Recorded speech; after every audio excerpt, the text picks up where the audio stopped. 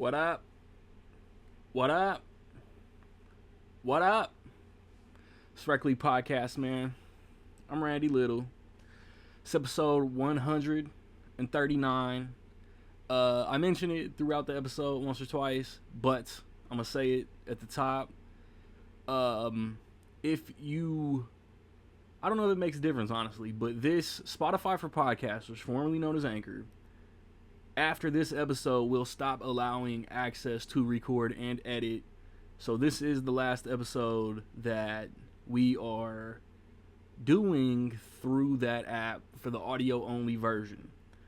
I'm looking at Podbean going forward. The ink's not dry yet, though. Like, nothing's in stone. I mean, it will be in the next, it probably will be by the time this episode is actually out for the viewing and hearing public. So maybe what I'm saying is redundant as fuck. But this episode is the end of season 6. Something else I say quite a bit. Movies don't have an off season, so our podcast does not have an off season. It's just I started the weekend of Comic-Con, so the weekend of Comic-Con is the start of a new season. So every July 20th-ish, Reckley Podcast cooks a new season. And this episode, myself, Rocket, E-Sig, we do the third quarter preview. We try to do the third quarter preview. July is a bit rough as far as technical capabilities and whatnot. I'm in small town Texas, man. Stop holding me accountable for shitty internet. But recently in the theater, the 28th of June was A Quiet Place Day 1. And that Kevin Costner Horizon Western that he's apparently doing 4 parts of came out. I did a little rant in the last episode about how much I do not want to watch that movie. This past Wednesday, the 3rd of July, we got Despicable Me 4, Beverly Hills Cop, Axel F on Netflix. Maxine was out in theaters this past July the 5th. Upcoming July the 12th, we got Fly Me to the Moon, stepping on the toes of the topic of the episode. But we got Fly Me to the Moon. This is what I do at the top of every episode, tell y'all what's coming out. July 19th, Twisters, the weekend of the start of season 7. On physical media, I want to say the 25th of June, Team America and South Park got 4Ks. So did Purple Rain. Ghostbusters Frozen Empire came out. Monkey Man came out. The Ministry of Ungentlemanly Warfare came out. The Adam West Batman cartoon came out. Warner Archive put out the 90s Flash TV show.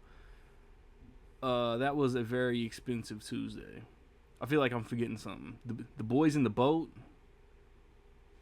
Did that come out that Tuesday? I believe that did come out that Tuesday. Yeah, Nick got his copy 4 days late, and I laughed in his face. I see a couple re-releases. Stop Loss, Allied, Gone with the Wind, Twister. This past Tuesday, which was July the 2nd, Kino Labor put Blown Away with Jeff Bridges and Tommy Lee Jones out. It looks like UHF got a 4K. The first Anchorman got a 4K. I'm seeing a Saw 10 Steelbook. Escape Plan triple feature. Yeah, this was a week. WEAK Tuesday. This upcoming Tuesday, though, Civil War comes out. Challengers comes out. Boy Kills World comes out. Abigail comes out. I see a Twister 4K. True Detective Night Country comes out. Tarot. ass. Unsung Hero. And it looks like that. I want to say the 16th of July. Looks like another light Tuesday, honestly. The original Invasion of the Body Snatchers is coming out, I think, again from Kino Lorber. I see a SpongeBob movie, 4K. Rocky 4K is the final season of Monk, again from Kino Lorber. Brokeback Mountain. They get the weirdest titles, right? Like, you think that would be like a boutique spot. Let's put out some shit that isn't out instead of just re-releasing already released movies and shit. Phantoms 4K, and I'm not gonna say it. But hook us up with a rating, hook us up with thumbs up, thumbs down. As I always say, it's all love, even if you don't like the podcast. I will be back. Squad will be in tow, and we will tell y'all what is coming out over the next 3 months, and then I will put my saliva on this track at the end of the episode. It is Rec League.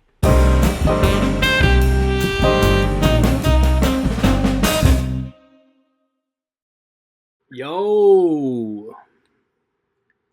It is Eric, it is Rocket, it is Randy. It is Rec League. It is the last, for all intents and purposes, not intensive purposes, episode that we gonna slang to you through Spotify for podcasters. You watch it, y'all don't care. I care because I'm the one that puts it all together. Interesting start. Duct tape and super glue. And in 2 weeks, we gonna be coming from the audio from a different parent platform. YouTube for sure though. Once again, like, I feel like there was news and I didn't write shit down. What I missed? Y'all let me talk. What I missed? Do I gotta restart? You should. Well, look at the message. We can't even get it across. Yeah, like I'm reading, man.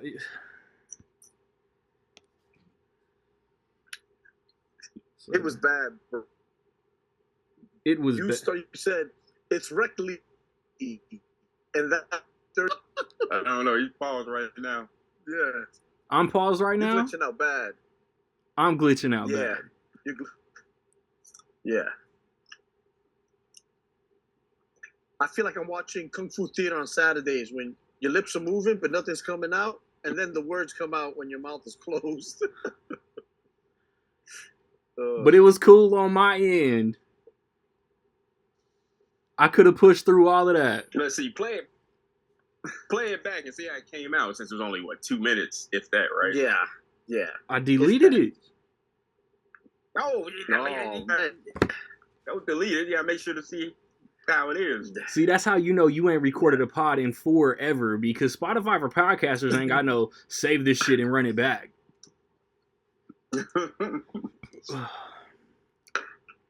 That's true. So, yo, we back in this shorter version. We back in this from Spotify for podcasters, formerly known as Anchor, for the last time. It is your boy. It is Eric. It is Rocket. It is Rec League. And YouTube, like, I'm going to say all the most offensive shit in the world. Y'all ain't got nothing to worry about. But it's looking like Podbean in 2 weeks. Damn cockroach and ass leeches. But y'all know how I do, man. Like, news comes out and I forget to write it down. So, like, did anything happen that we should talk about before we get into the third quarter calendar? Yeah. What the hell was that? Something like just happened. Trying to pull it up. Like just just unfortunate. happened. Yeah. Oh, buddy that produced. Unfortunate death, unfortunate. Buddy that produced Avatar and Titanic passed, right? Yeah, John Landau. About to say, my insensitive ass, I can't even think of his name. Young, too. Yeah, he's in his 60s, right? 63. Mm-hmm. Y'all sweating? Barely, yeah. I mean, he worked with James Cameron on a few things. Yeah, so. He had some classics under his belt for sure. I mean, to put it into perspective, he's the same age as Eddie Murphy. That's wild. Fuck, that's crazy. Yeah. So, yeah, I don't know. It's probably sick. I'm sure we'll get more news about it. I guess he battled with cancer. Yes. That's pretty shitty. Mm-hmm. Looks like he passed yesterday. Yeah, the news just getting out. Yeah. Titanic, Solaris, Avatar, Alita. He'll get posthumous credits on the Avatar sequels. Co-produced Honey, I Shrunk the Kids and Dick Tracy. He got some gems attached to his name. Shit. I guess I'm glitching again. This is gonna be a fun episode. I wonder how this come out. I guess from. Did I lose y'all? But it's funny how it glitches out because we can still communicate. Yeah. Because y'all internet is better than mine. But we can't hear you. We can't hear you. Like, well, you damn near Mexico, bro. Exactly. Like, literally, I looked up where Del Rio's at. I'm like, you might as well go to Mexico. He said it, yeah. It's not the first time y'all have had to look up where I'm at either. Yeah, the borders. Yeah, like damn, Spectrum Internet is dog shit ass in this town. So no trailers, no casting, no headlines. I feel like there was something. Nothing major that. Yeah. Yeah, we'll be getting an F1 trailer in a couple of days, but oh yeah, we can cover that next show because I told y'all like I'm sneaky excited for that shit. Mm-hmm. That's from Brad Pitt, right? Yeah, and Damson Idris from Snowfall. But and it's directed by Joseph Kosinski.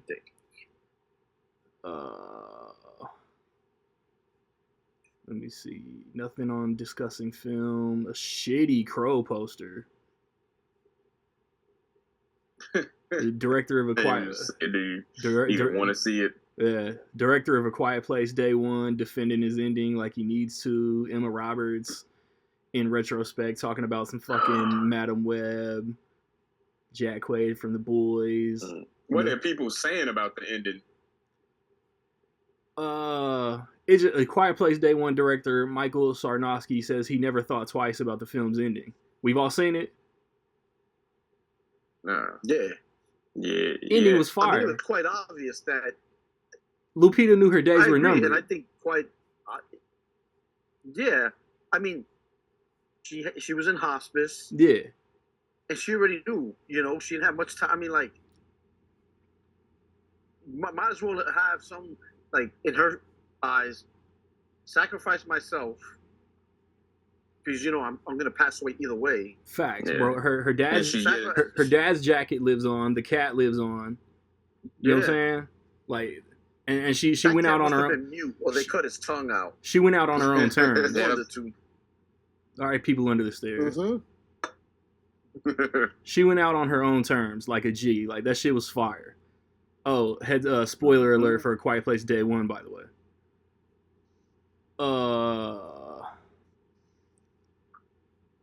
Simon Pegg doesn't want a Shaun of the Dead reboot, and it should be illegal to reboot that shit.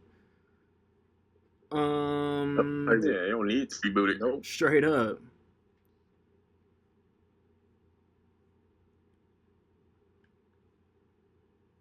So much dead air. No. I might as well get to the meats. It's been a slow week. It's been a slow as fuck week, bruh. Like, there is nothing here that I give two fucks about. There ain't much coming out either. Unless discussing until 2 weeks, Twisters and all that. So, well, we're starting with movies that have already been released. The third quarter started July 1st. Mr. Rocket.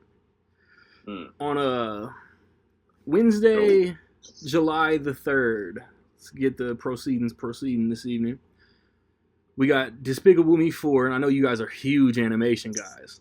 I know you guys have already seen that shit twice a piece.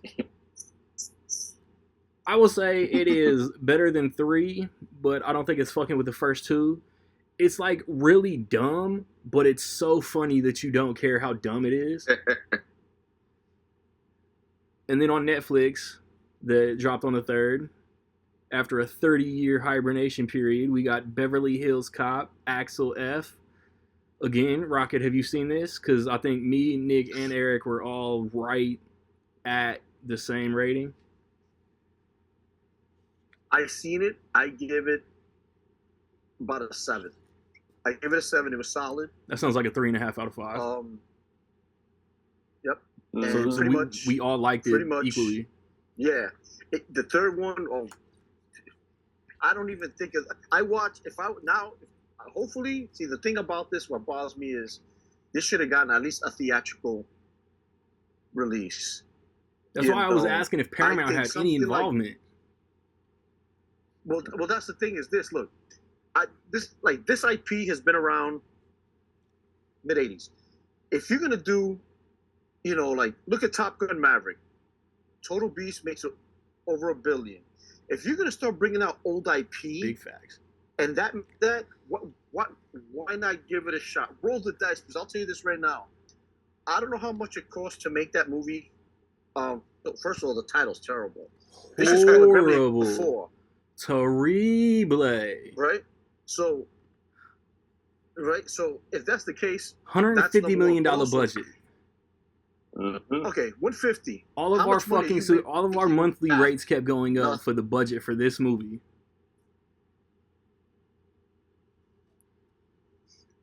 But that's it.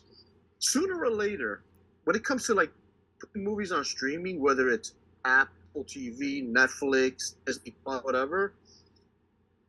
Let's put it like this. Say there's 1 billion people in the whole world. Everybody's your network. At the end of the day, you're going to cap out. You ain't going to be able to make more money. And that's the thing is remember, this households of, like, let's take my brother. It's him, his wife, and 2 kids. That's a household of 4. Yeah. Going to the theater, that's 4 tickets you got to buy. Where if you have Netflix, I'm just paying like $30 a month, and 4 people are watching it. Where just for him and his wife, it's probably like $30. Like, I just don't understand. If it's gonna be big IP, great, I get it, whatever. Like, even what I don't say about Netflix is this. Knives Out came out, the gangbusters in the movies. Then they go, buy the rights to 2 and 3. They even gave, Glass Onion at least a 2-week theatrical release to test the waters. Right. And it made about, 33 million? I mean, it wasn't a ton, but for that, I'd rather have 40 million than no dollars in my pocket for a 2-week release. Oh, yeah. If that's the case, you know what? Anything with a big IP, if this is what this movie should at least have, you know what? Give me a month. Give it 4 weeks. Just give it 4 weeks and make what you make, because after $150 million budget, it's you're not making much money. You're putting all these big budgets are crazy. Make nothing. Remember, I'm already a subscriber. We're all subscribers. You're not making any extra money off of us. No. So I think this is a theatrical release, but from the physical media standpoint, I'm pissed because it's not going to get a release. I hope it does, but it's not. But if I was to watch them in a series, obviously it would be 1, 2, and 4 I'm not even.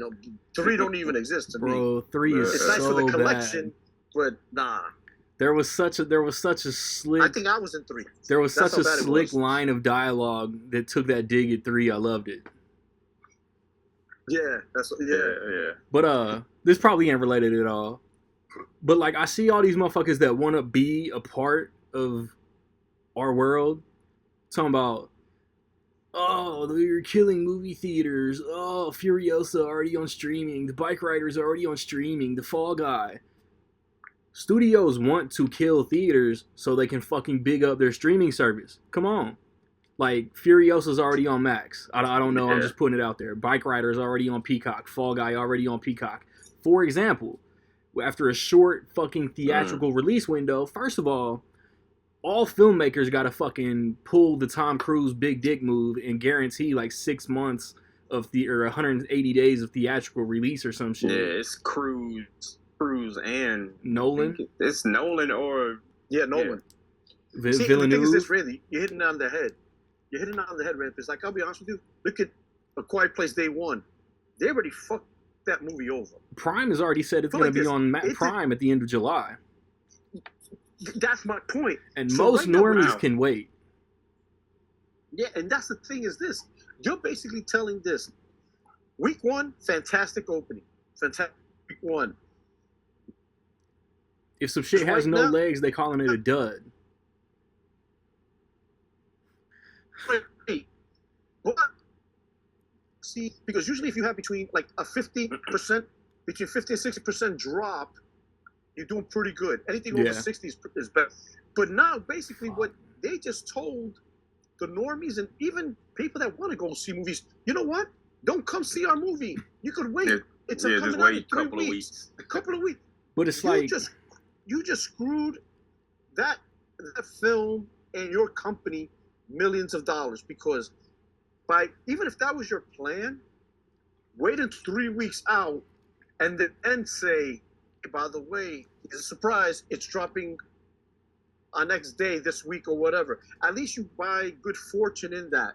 At the end of the day, it dropped one great week. You get a good opening. This is week 2, and even before week 2 even hit the weekend, you're already letting people know that in 3 weeks we're dropping this on a streaming service. It's terrible. But like COVID killed the business model though. COVID killed the business model because, first of all, studios still wanted their money. So the day and date, the $30 tax on Disney Plus to watch some brand new shit, and people got used to all the brand new movies being automatically on streaming. So that hurt the theater. Then even the physical media release window went from like 3 to 4 months to 2 to 3 months.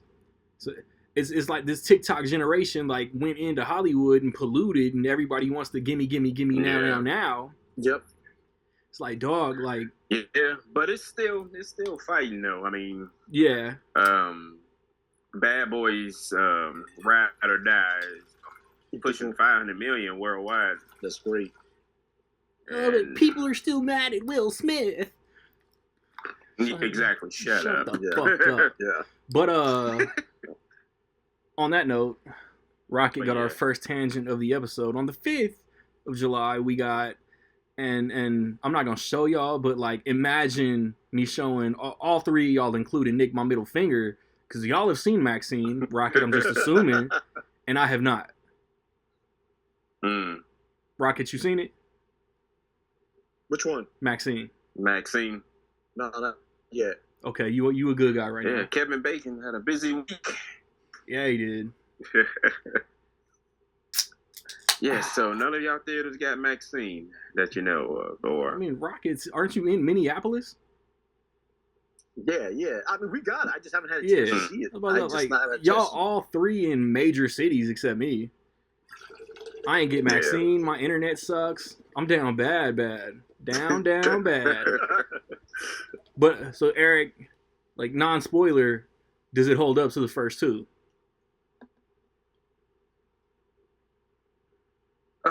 Man, I made my Beverly Hills Cop list. I was gonna make the... I don't know, what do you even call the trilogy? The X trilogy? I guess, yeah, the X trilogy. It's a really good movie. And Good enough. yeah, I think it holds up. What's that? Said good enough. Yeah, and I would say, to me, I don't know. I gotta go back and really analyze. They're all three good movies, and I like how it ties up. Especially with no spoilers, but they wrap it up real nice. It's a good movie, Wrap and that it's a good shit performance. up, B. And I brought up Kevin Bacon. He is really good in the movie. Word. He's real good in the movie. That was one of my gripes about Beverly Hills Cop. Like, we knew Kevin Bacon's status in the trailer. Yeah, well, yeah, they weren't even hiding it in the interviews. Nah. But let's move on to July 11th. I'm assuming this is probably Rocket's most anticipated movie of the month. Now, on Prime. Let's go back for a second. I don't mean to cut you off, buddy. Hold on. Excuse me. Because you missed something. I ain't missed shit. You missed another release. I don't care about the Real Bros of Simi Valley. I don't care about Dead Whisper. I don't know what Murder Company is or Mother Couch. Space Cadet? What? Still. So, a movie that came out on 4th of July. Sound of Hope? Which I saw. Decent movie. What? I saw that 2 weeks ago in advanced screening. So, Kill. Oh, that's not on here. I want to see that movie. I want to see that. Yes, you do want to see that. I want to see that. Both of y'all want to see that. That was already blind, but like I've seen, like that's what kills me about my theater. We'll get trailers for everything, and then we just don't get those movies. Mm-hmm. So like I've seen the trailer for Kill, and I knew I was blind buying that the first time I saw the trailer. Yeah. Yeah, Box Office Mojo has it down as a limited release. Yeah. But it's not on Wikipedia. I hope it widens out because it is good. I will say this. I think ever since, like, I remember when C2 came out, it was limited theatrical release. Similar tone, right? But everybody raved about it. My theater didn't get it. I'm like, what the hell is this? So I had to wait till it came out on physical. No. That movie was outstanding. I would have loved to see it in the theater. Yeah. And now when it comes out to like these foreign films that are kind of similar, like when I saw the trailer Kill, I'm like, I'm on that. This. Yeah. Mm-hmm. Gotta see this. Yeah, I saw that on. Yeah. So I just wanted to. Yeah. Good movie. But anyway, sorry, moving on. So back to Rocket's most anticipated movie of July on the 11th. I believe that's next Thursday. Amazon Prime release. Tyler Perry's Divorce in the Black. So what's next? The Frank Sinatra biopic, Fly Me to the Moon. Oh, that's I'm interested in that one. Yeah, that was the Secret Monday movie a week ago. Yeah, at AMC. All right, but for like the audience not paying attention, it's not really a Frank Sinatra biopic. It is a Scarlett Johansson, Channing Tatum led rom-com that is about the moon landing or faking the moon landing, or Nick saw it and the jackass isn't here to react. To talk about. Yeah. But I mean, the trailer looks decent. It's, hey, dude. Scarlett, Channing Tatum, I'm in. On the rom. Wait, Greg Berlanti. Why do I know that name? The dude that directed it was heavily involved in the Arrowverse, so it might be mad cheesy. It might be mad cheesy. I'm assuming this one isn't up my alley, but at least one of y'all will watch Long Legs, right? Yeah, I'm definitely. I want to see that. Directed by Norman Bates' son. I'm interested. I know what Nicolas Cage is in it. I know that. Nicolas Cage is in it. Blair Underwood is in it. That's pretty good. Yeah, that is funny. That was good. What is Sing Sing? A24 is a drama, real life rehabilitation through the arts program. It's Sing Sing Maximum Security Prison. Coleman Domingo. Huh. That'll come out to like 3 But theaters. Now, here's the thing with Long Legs. Watching that trailer, and even the poster, kind of reminds me of Barbarian. Because it's red. To a degree. Yeah, but like, So all red posters look alike. Itself, right? Just the vibe of the just the vibe of the trailer reminded me of that, and yet Barbarian hasn't even gotten a physical release, which is crazy. Which they were told it was gonna happen. That's Disney and their head up their ass. Yeah. But no, it's putting off Long Way, just putting off like a 7-ish type vibe to me. Word. But definitely want to check it out. It's intriguing. Has me intrigued. Same. Mm-hmm. Okay, limited. What the fuck is this? Limited. On the 18th. That My Spy movie with Bautista got a sequel. It might get a theatrical release. So yeah, the night getting a theatrical release. Huh? How was that getting a theatrical release in Beverly Hills? Different studios. What I'm calling it. Did not. Different studios. I just don't get it. Mm-hmm. I haven't seen the first one though. So July 19th we got 28 years later. 96, 2024. 28 years later, we got a sequel to Twister. Looks super fun. Yeah. As much fun as you can have chasing tornadoes.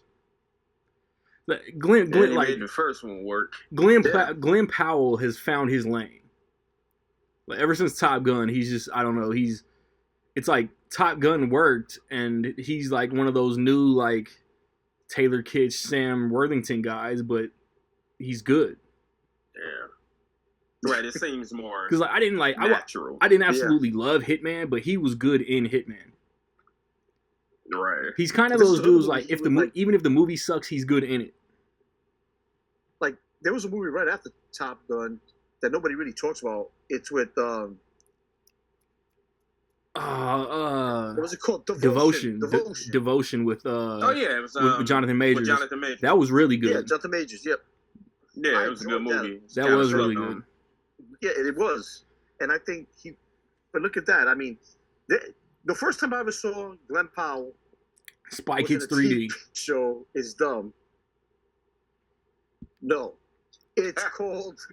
It's for Jamie Lee Curtis and it. A TV show? Oh, you're talking about the Scream Queen.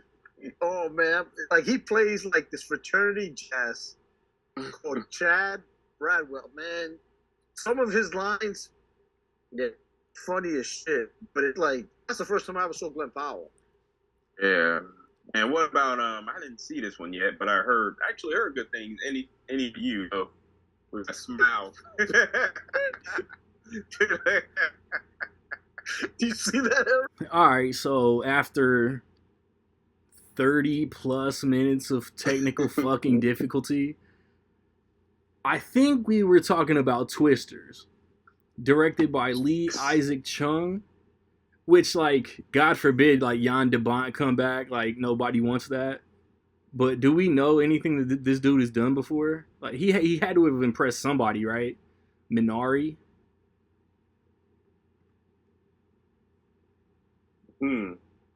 Well, he did Minari for A24, and if you've done Plan B Entertainment, so if you impress Brad Pitt and you impress A24, I guess you get to direct Twisters. Yeah. But like we were saying, sometimes that's all it takes. I don't even know if the Glenn Powell love was on wax the first time, but Daisy Edgar Jones is very attractive, and Anthony Ramos has become like a go-to supporting guy. He was good in Transformers. He was good in A Star Is Born. Looks like Superman is in Twisters. David Cornsweet. My ignorant ass just calls him Corn Sweat. Interesting. Kiernan Shipka from Mad Men and the Sabrina Netflix thing. Twisters looks fun. Thoughts? Yeah. Not like Ladies of the Night, but like I think if it's half as good as the original, yeah, man. You know how I think hard if it it's is even if to it's- match Bill Paxton, Helen Hunt, Philip Seymour Hoffman, Carrie Elways, bro. The first Twisters had such a cast. The first yeah, that's what I'm Twister. saying. It's like I hope Helen Hunt makes even a small, like nobody's talking about, but I Yeah. hope she's in this, like a quick small cameo, or I hope the girl is like her daughter or something to that No. effect. Just make a hint or just a mention. Throwing it out there now. Glenn Powell is their kid. That'd be great. Yeah, that's a good twist for Right? there. Yeah. A twist. No pun intended. Yeah. Uh-huh. Yeah. I didn't know I did that. But like ain't nobody gonna like shit on this movie for just biting the alien blueprint. Let's just pluralize the title. Yeah. I'm not mad at it. If it ain't. Yeah. I'll say this right, just from Twister, the first one, just the way they made the tornadoes, that it holds up today. Yeah, it still looks decent. Yeah. Oh, the I think it effects? still holds up. Not so. too bad. But have you ever seen The Shining at a drive-in theater?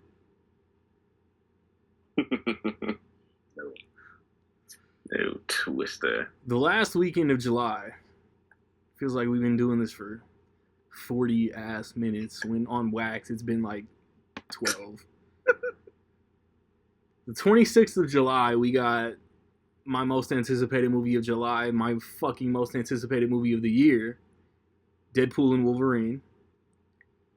We don't even really have to talk about it. Like we know what it is. It's just like my reservations about Planet of the Apes. Kingdom of the Planet of the Apes was Wes Ball directing and not Matt Reeves. I am not really a Sean Levy fan. But I feel like if Sean Levy like had this idea on set and it just didn't flow, Ryan Reynolds was like, we're not fucking doing that shit. Because like the Deadpool movie franchise is Ryan Reynolds' baby. Like all that leaked footage in 2014-15, like him and Fox, they knew what they were doing and they fit that shit into the actual movie. 2 was really good. I don't want to like Multiverse of Madness get my hopes too high. But I just expect like Deadpool and Wolverine, buddy cop vibes, and just like some really funny shit. And supposedly a mind-blowing post-credit scene. Yeah, I'm good with just a movie, but a decent movie. And Sean Levy, he's he'll be all right. I mean, he doesn't have to be. Yeah, he has to be, to use a football term, be a decent game manager. Yeah. Because everything is there. Should no Bears fan be making no football reference? Hey, shut up. But it's I'm falling back. Like, I'm not expecting no Ben Affleck's Daredevil. I've kind of like, I don't even know if Jennifer Garner's still in it anymore. If the Fox Fantastic Four pop up. If they don't, like, I don't give a fuck. If I'm entertained, like, cool.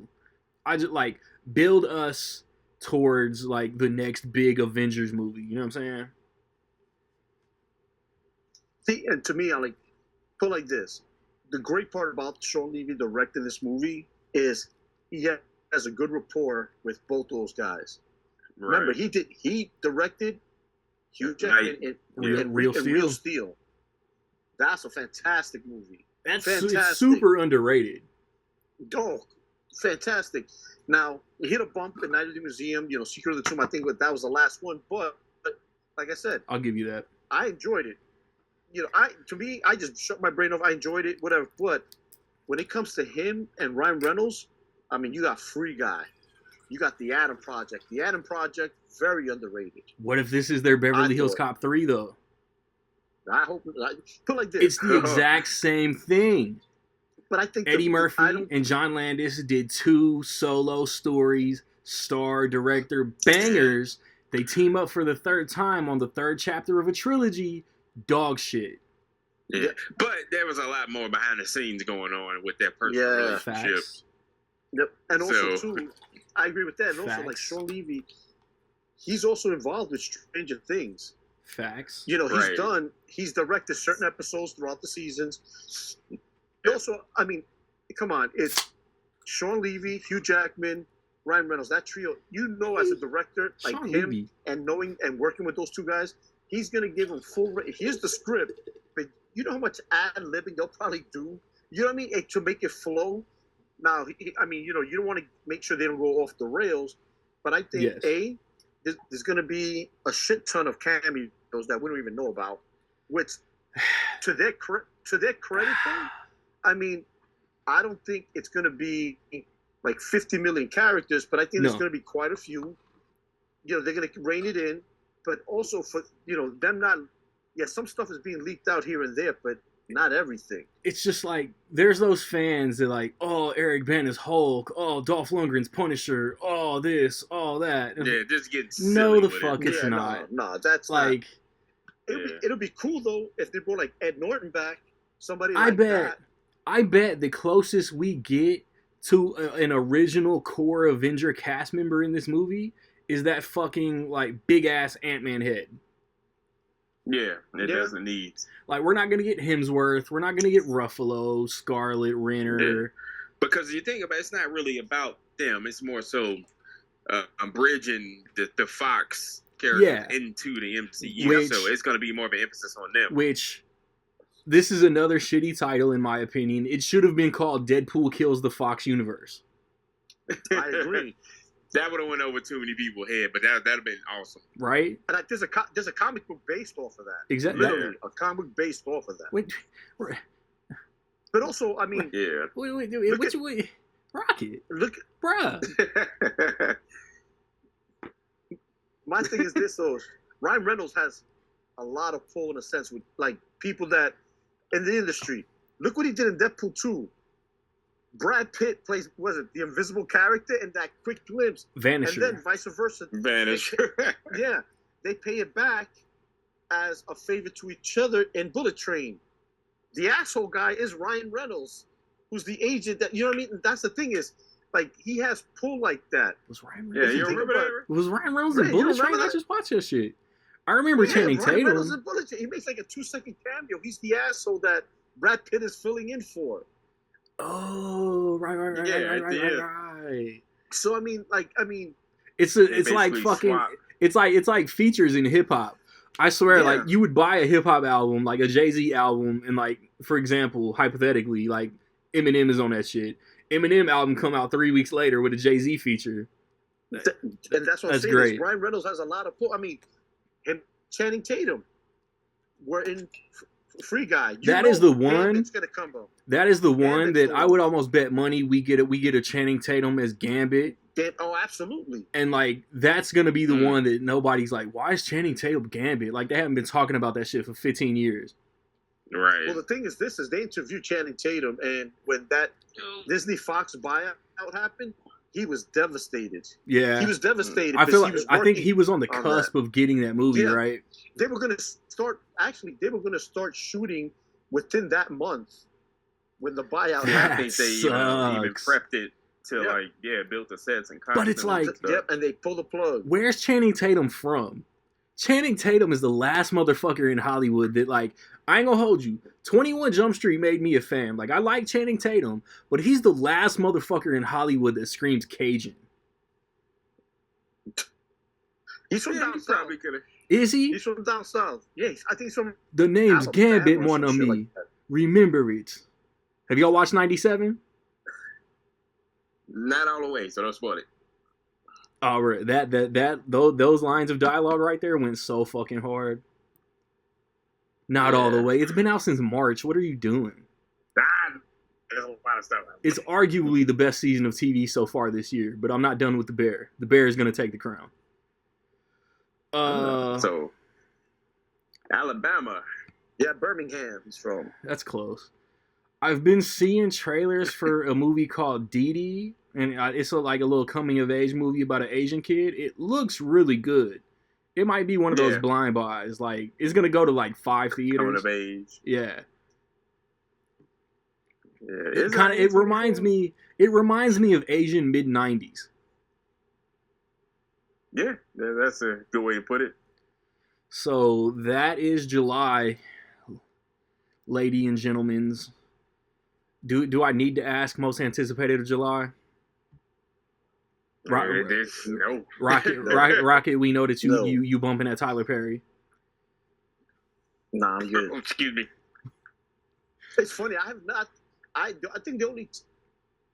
I don't even think I've never seen none of the like Madea movies or nothing like that. I've seen the first Boo and I've seen Christmas, and they're both ass. They're both so fucking trash. The Tyler Perry movie I saw is with Taraji P. Henson. Maybe I saw the. I've seen For Color Girls, because I got the Michael Ealy reference in Think Like a Man. Like, Michael Ealy in Think Like a Man referenced his own character from Color Girls, from Color Girls, and then I've seen The Family That Prays. Like, when it's not Madea, like, they're not good, but they're not bad. I think I've seen Diary of a Mad Black Woman too, but he didn't direct that. Nah. So,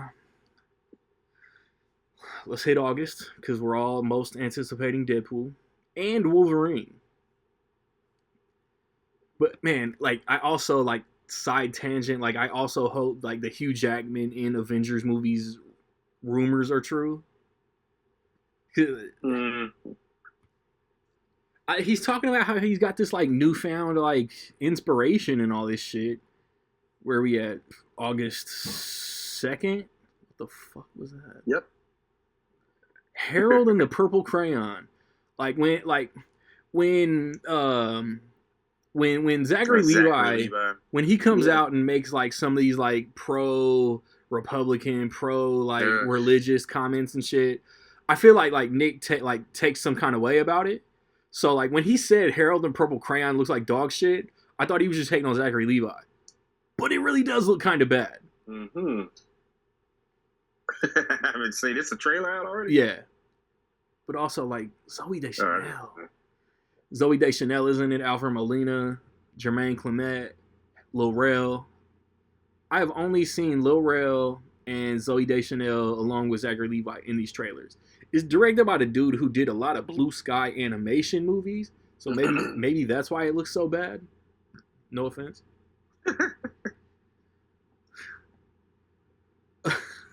Oh, man, the only thing I know about it is that it's based off a book. That's all I know. Yeah. Also, we got the new M. Night Shyamalan Trap, starring Josh Hartnett. Yeah. And, like... Eric looks so enthused. That came off wrong, but... both trailers are doubling down so hard that Josh Hartnett is the one the Trap is set for. So, like... Yeah. I'm going to start actively avoiding anything to do with it because it's going to be something and somebody's It's going to be something so, like, I feel like I'm going to shit my pants at this twist. Yeah. Because, like I tell you, you're going to start, like, what I'm trying not to do is subconsciously try to figure it out. Mm-hmm. Like, you know how in your head you piece it together? I don't want to figure it out. I don't want to piece it together. I just know that Josh Hartnett is not the target. And if he is, like, he has like, a victim on site. Maybe I am trying to piece it together. Because I got an idea of what I think it is. Spit that shit. No, I don't know nothing. Spit your game, talk your shit. Spit your game, talk your shit. I don't know. I don't know. If you want me, it's a theory. That's all it can be. Theories if you want to hear it. I do. Yeah, go ahead. No, I mean, so I think, like, first trailer... it's really loose. I think the actual person or bad guy is forcing him to do something, and he can't get caught. I don't know. It's something along the lines of that. That's all I got. I think the musical artist is involved. I think it's the daughter. No, me all alone. Knowing M. Night, bro, like that, none of it's far off, dude. Like, everything is on the table. This movie looks so good. But it's one thing that's going to happen. I hope it doesn't happen, but it's going to happen. I hope it's not on a big scale. M. Night We also himself owe- being the real antagonist. Yes. Mhm. Yes.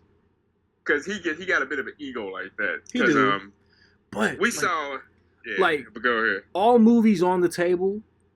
What bad movies has he really made? Has he really made? I'm only calling The Last Airbender bad. Everything else has some sort of redeemability, likability. Okay. So we're in agreement. Mhm. All right. So this is gonna turn into a makeshift. Because I got a thing with what I think his problem is as a filmmaker. I mean, we're all guys. We all have a thing. Shit, yeah, that. Pervert. All right. So he has a consistent 3-act problem.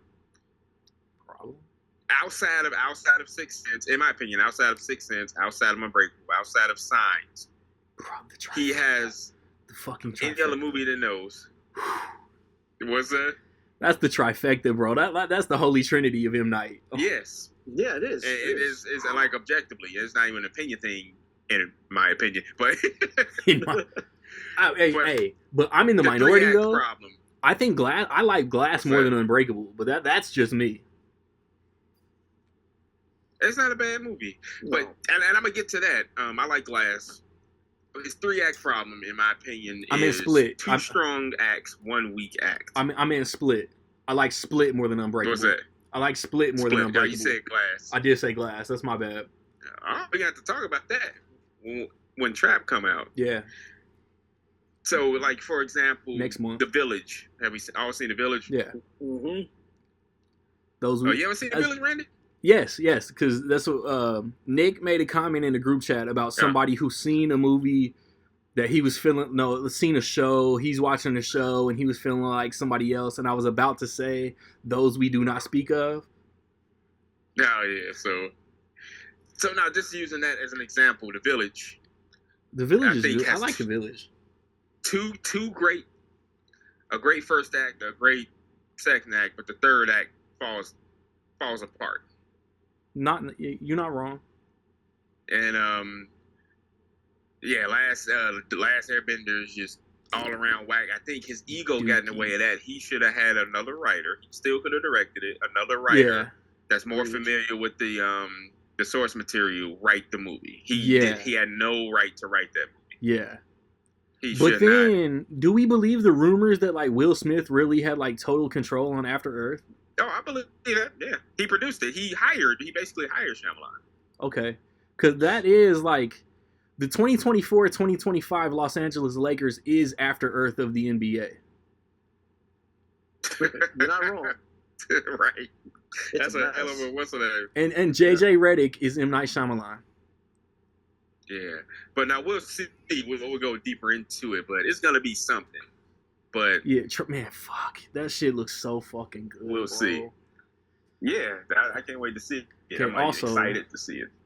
Man, I don't even know if I got access to Apple TV Plus anymore. Like, I haven't watched anything on Apple in over a year, but for whatever weird fuck-ass reason, Doug Liman decided to direct The Instigators that does not look good, that stars Matt Damon, Casey Affleck, Hong Chow, Michael Stuhlbarg, Paul Walter Hauser, Ving Rhames, Alfred Molina, Toby Jones, Jack Harlow, and Ron Perlman. I did not know the cast was that good.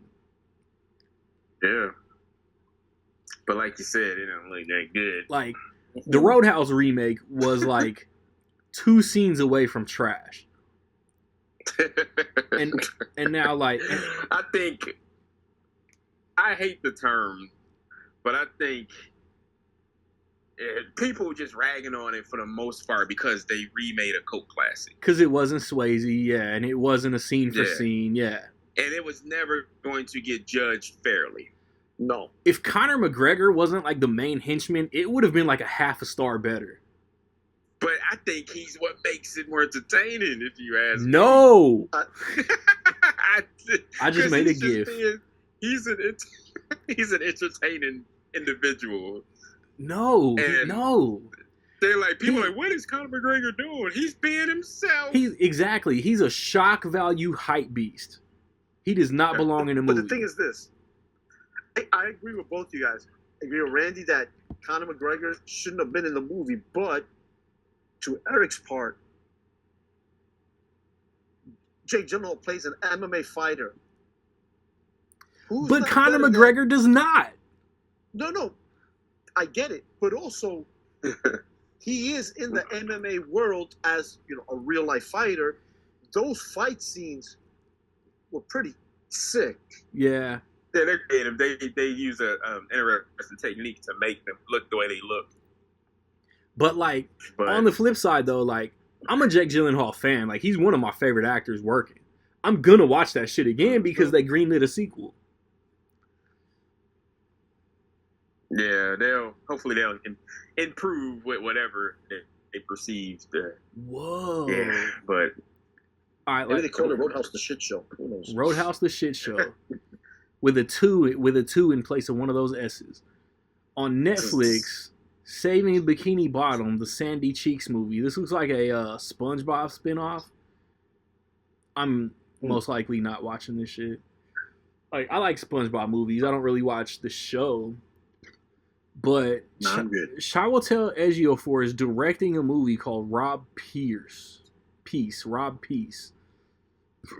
Not heard of this. This will get released to 2 theaters, both in New York. One in New York, one in LA. Yep.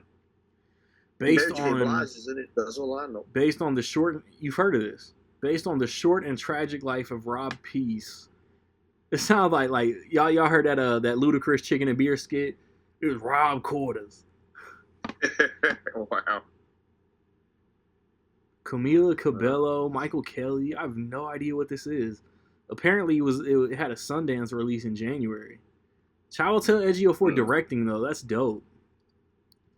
Yeah. I don't know what One Fast Move is. Coming out on the 8th of August. On the 9th, we got a movie that I don't want to talk about anymore because we talked about it a lot. I think last episode, Borderlands. The PG-13 rated Borderlands. Yeah. We'll see. Yeah. Oh, thumbs down. Fire. Rocket got an advanced screening. Whoa. I mean, bro, that's the thing, though. Eli Roth is one of the most hit or miss directors in all of Hollywood. And they're mostly misses. Yeah. They are mostly misses. Yeah. Let's keep it a buck. Cabin Fever's good. We can say the first Hostel is good.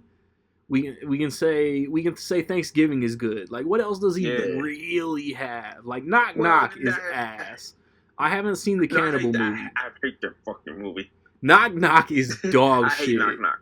Knock Knock is dog shit. That movie made me mad. Just that's I don't know if any of y'all notice. I only give 1-star reviews to movies that really piss me off. Knock Knock didn't piss me off. It was really fucking bad though. But Scary Movie 5 pissed me off. Knock Knock, is that with Keanu Reeves and Ana de Armas?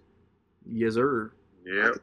I mean, just Ana de Armas just gets a star. Yeah, yeah. It's got one good scene. It's got one good sequence. Eric knows. But I guess y'all in the House with the Clock on the Wall? I haven't watched it. I have it, but I haven't watched it. That entertaining. It's. I'm thinking Cate Blanchett worked with Eli Roth on that, The House with the Clock in its Walls. So that has to be the incentive of why she did this. Because, that's such an oddball casting choice to me. Cate Blanchett in Borderlands. But this whole cast feels like, why would they do this movie? I'll tell you this right now. The House with the Clock in its Walls, if you enjoyed the first Goosebumps movie with Jack Black, if you enjoyed that one, that's the vibe I get from The House with the Clock in its Walls. Yeah, but these are straight, on 2 in a row, he had 2 straight director-only movies. It was the Clock in the Wall and Death Wish. Forget about Death Wish with Bruce Willis. I completely blanked on the Death Wish remake. Yeah. But, which was I'm going to assume that was, Bruce Willis, taking one last big studio paycheck for his medical shit. Because, but I'll tell you this. That joint was forgettable, too. The best Death Wish remake is called Death Sentence. Shout out to Kevin Bacon. Kevin Bacon, isn't it? Yes. Yeah. Was that James That's, Wan or actually- was that Lee Winnell? That was one. Okay, Ooh, nice. that is Mhm. one that I do want to see. You ever seen it? I haven't seen it. What? I haven't seen it either. So What? yeah. Damn. Oh my See, God. like, what's the That's movie? just unconnected. Oh. What's the other like creepy doll movie he did? Dead Silence. Yeah, he did that, and he did Yeah. the Was that Kevin it? Bacon movie like around the same time. I didn't see Yeah. either one of them because I assumed the doll movie was some possession shit. Justin Baldoni, like what man? All these CW directors are coming up. Justin Baldoni is directing It Ends With Us with Blake Lively. I feel like I've seen that trailer like once. Jenny Slate, Hassan Minaj, Amy Morton. What is It Ends With Us? I don't even know why I'm bringing this shit up. The Crown Royale is kicking in. But the point It's a being, Crown Royale. point being, It Ends With Us comes out the same weekend as Borderlands. Oh. Cuckoo comes out that weekend. Girl, You Know It's True. This is interesting because I see the name Verhoeven, but it's not. That's getting a theatrical release. Is that Milli Vanilli? I don't. Wikipedia is not specifying streaming or theatrical. So it looks like this dude is. I don't see if he's related to Paul Verhoeven or not. Do one of y'all know? No, who? What's the name? Simon Verhoeven. Oh, that's his grandson. Grandson. Wow. Damn. So Paul Verhoeven's grandson is directing a movie called Girl, You Know It's True. The Milli Vanilli story? That's what I was saying. That's what I was thinking of. Well, it's a hold on. Whoa. Hold on, let me compose my shit. Girl, You Know It's True is a 2023 biographical film about the controversial late 80s, early 90s musical duo Milli Vanilli. Yep. There's a Milli said it, Vanilli biopic? There you go. This is brand new information. Who's in this? Nobody I've ever heard of. Wait a minute. Graham Rogers did some episodes of maybe a full fucking season of Ray Donovan. We gotta clear up something. Matthias Schweinhofer? The dude from Simon. Go ahead. So Simon Verhoeven. Grandson of RoboCop director Paul Verhoeven. No? No, a different Paul Verhoeven. Wait, Ooh. how? Wikipedia, you unreliable son of a bitch. Yeah. So Paul Verhoeven, RoboCop Paul Verhoeven is Dutch. This Paul Verhoeven, who is the grandfather of Simon This Verhoeven, motherfucker is passed German. away in 1975. Yeah, so a different Paul Verhoeven. Damn. Hey, Yeah, because it didn't make any sense because Simon Verhoeven is 52. We I'm rec like, league. grandson. We rec league, bro. Like y'all can't rely on me neither. Because Paul Verhoeven is in his 80s, but for a 52-year-old to be his grandson. That's an old motherfucker. There's your M. Night Shyamalan twist right there. Right. Yeah. Man, Paul Verhoeven. God, Rocket gonna make me choke. Oh So, man. yeah, I mean, that's a fair assumption, but a mistake nonetheless. What are the odds though? What are the That odds? they have the same name. Yeah. That's crazy. That's So That's fair enough. But... So pack it on, move it up, pack it on, move it out. On August the 15th, we got a new Paul Feig movie. Like, I feel like I like Paul Feig as a director more than the rest of us. Nick might. No, I love him. Yeah. Eric? What's up? Eric. Yo. Ghostbusters 2016. Talk about it. Yeah, what about it? What the hell was that movie? He directed that shit. I know, it's his worst movie. Ooh, that's a hot take. It might Uh-oh. it might be a lukewarm take. Yeah, lukewarm. Give me that. Cause I mean, then again, I don't hate. But I hate it. Has any of us watched the joint that he put on Netflix with Charlize Theron? No, I heard exactly. Which is that what's the name of it? Hold on. The School for Good and Evil. School Good and Evil. Yeah, I haven't watched that. That might be his worst movie. Ooh, haven't seen it. Cause like I haven't seen Unaccompanied Minors. I'm not gonna hold you. His big break, like what everybody recognized Paul Feig for, was Bridesmaids. Great, great movie. The Heat is very strong. Spy is very strong. Yeah. Ghostbusters is not bad. It's just, I mean, it's not Ivan Reitman. No. Right. I love A Simple Favor, and I'm in the minority, but I love Last Christmas. I just haven't watched The School for Good and Evil. They're also doing a sequel to A Simple Favor. They are, and I think it's going to be on Prime too. TOO. I think it comes out next year. I got to rewatch that shit because I'm thinking like, why the fuck is Henry Golding on the cast list? That movie itself was so wild. Like, why would any of these characters interact again? But in August, on the 15th, a movie comes out called Jackpot with John Cena and Aquafina. Bro, yeah. I could start spitting right now. Goodness. But that's what we do at the end of the episode. Simu Liu is also in this movie. I've recently seen like one sheet. I haven't seen a trailer, but it's about like a lottery ticket. It's a lottery ticket related comedy. Is Bow Wow in it? Sean William Scott is in it. Wow, where he been? That gives me a little more incentive to check it out. It'll probably be funny, like not Bridesmaids funny, but it'll probably be funny. But on to the main event of that weekend, August the 16th, Alien Romulus. Talk about it. Looks great. The teaser, the trailer looks awesome. I don't need to see any more from this. Right. I don't need to see any more from the marketing.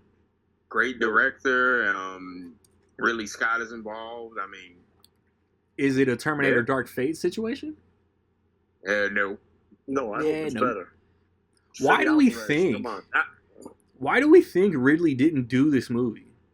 Was he too busy with Napoleon? Or did Fede Alvarez have a pitch and he was just like, "Oh yeah, this is you"? I hope he had a pitch for Fede, and I think I would assume Ridley Scott really wanted to finish his Prometheus trilogy, right? Like that's what I wanted, because I love Prometheus and Covenant. I love them both, but these trailers and these posters, I'm so excited for Romulus. Yeah. You got some people complaining about the timeline of it. Like, who gives a fuck? Because it's not a straight sequel. Well, it's technically I haven't heard anything, and I don't know. I'm guessing, speculating, whatever. I hope that the Romulus crew is like responding to like an emergency beacon from the original. Agreed. You know what I'm saying? So I hope it's like a rescue mission, and they just happen to come across the Xenomorphs and the face huggers and all that shit. Right. What was the original code? Was it called like Nostradamus or something like that? Nostromo. I couldn't think of it. That's why I backtracked. Yeah. Y'all didn't hear me backtrack. I couldn't think of the Nostromo off top. That's what it is. But it's like I don't fuck with Evil Dead, but I love Don't Breathe. I love the first Don't Breathe. The first one? Yep. And then The Girl in the Spider's Web was fine. But it's like Fede Alvarez hasn't directed since then, which has been like... Wow, I forgot he did. 6 years? So like, I'm hoping that Alien Romulus like sneaks into like my best movies of the year come December. Yeah, I don't like you, Randy. I don't need to know nothing more about it. Nothing. I grew up on the franchise. Like Bad Boys 2. I don't know nothing. Straight like, Rocket, like, you ain't fooling nobody. We know you grew up on the Alien franchise. Stupid. Well, I'll see you guys in 2 weeks then. So I'm out. Man, see, it's crazy though, because the first, like, everybody knows Alien and Aliens. The first two, great. The other ones, here and there. Prometheus, loved Prometheus. Yeah. Covenant to me was solid to a degree, but I'm excited for this one. This is the one because it has the same vibe as the original Alien and Aliens. So I'm excited for that. And like I said, I don't want to know anything else about it. I see the teaser trailer. That's good enough for me. Mm-hmm. Straight up, bro. Cali Yeah, Spain. so I guess he did a little pet project. Isabella Merced. On Apple TV Plus. Y'all heard of Calls? I heard this. It's a show. It's a show. I know that. Nope. Yeah, he did that. He is a 9-episode animated mystery thriller. Jordan Peele. Nope. Also, that weekend, Horizon and American Saga Chapter 2. Well, we don't get again, the only person that saw the first one is not on the episode. Exactly, so. Bro. We don't give a fuck. And he's like literally working on Chapter 3 right now. Really? Yeah, it's supposed to be 4 chapters. Where is he getting this money? And they still bankrolling out of his own pocket? He's funding it. Oh, no wonder. Out of his own pocket. So it's a pet project. Yeah. All right. It's like, dog, like... Here's the problem with that, though, is, all right, you want to do this and fund it out of your own pocket, fine. Horizon Chapter 1 just came out, 2 weeks ago? And Chapter 2 is coming out not even, a month later? You know what? Yeah. If you're going to do it that way, that's fine. Wait 6 to 7 months. So even when it goes on streaming, you have people that have never seen it in the theater to catch on, watch it, and if now that's how you build, if any. It's like 10 weeks. To be like, yeah, exactly. To be it's like 10 weeks. The first one wasn't bad. Chapter 2 was coming out in X amount of months later. I think the people that only see Chapter 2 are the people that saw Chapter 1. I haven't seen it yet, so why the hell would I go see Chapter 2? 2 weeks, it makes no sense to me. To me, the best rollout of sequels that close, Matrix Reloaded Revolutions. It was May and November. Yeah, I was just thinking of that. Fucking June and August is batshit. But you know something else that did that? I remember, because as Randy would put, I'm old as hell. Facts. So, shut up.